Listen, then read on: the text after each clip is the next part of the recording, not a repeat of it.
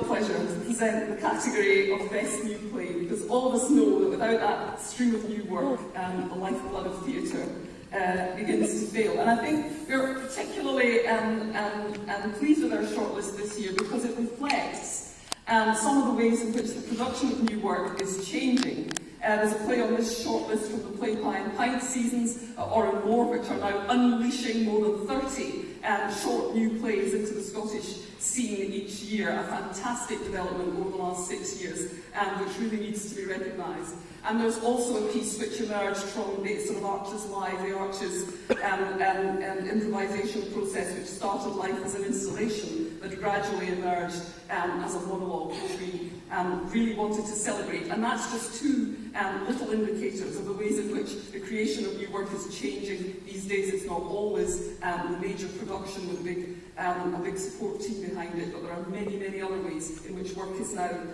being generated. So our shortlist, which is, I think, an exciting one. Up there in the top left-hand corner, Alan Bissett's Turbo Folk, one of the finest plays, possibly the finest play, to emerge from Oranmore this year. A brilliant...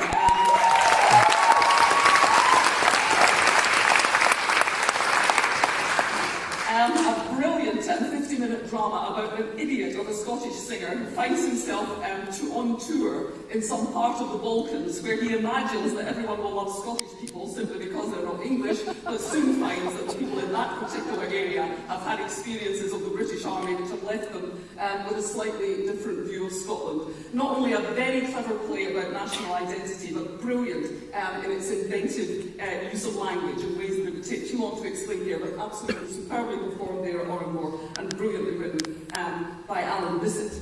On the right-hand side, Kieran Hurley's Hitch. This is the show that began as a little installation piece, which invited you to make phone calls to Kieran as he hitchhiked his way to the G20 summit at L'Aquila in Italy.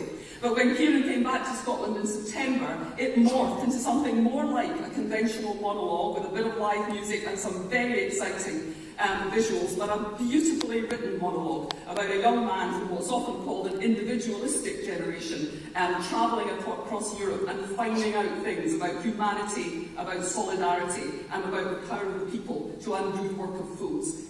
Hitch, produced by Kieran Hurley in association with the Arches.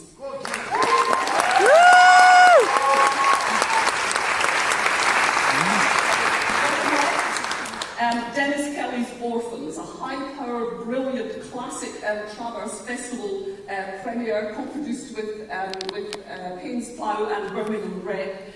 One of those really hard-hitting plays about the horror that often lies just beneath the surface of modern urban life, given a fantastic production by Roxana Silver with 3 great performances, and one of those scripts that really tackles some of the toughest subjects in contemporary life.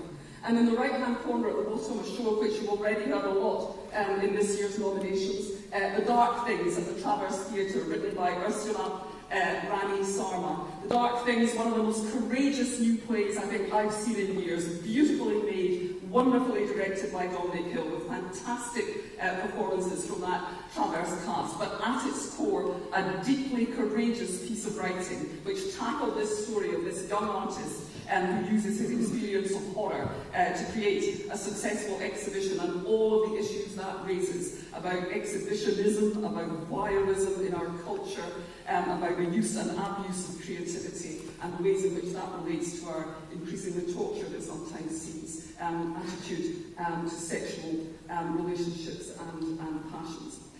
So a tremendously powerful and courageous play there from the Traverse, and it was a difficult choice, but ultimately the winner is Ursula Rani Sarma.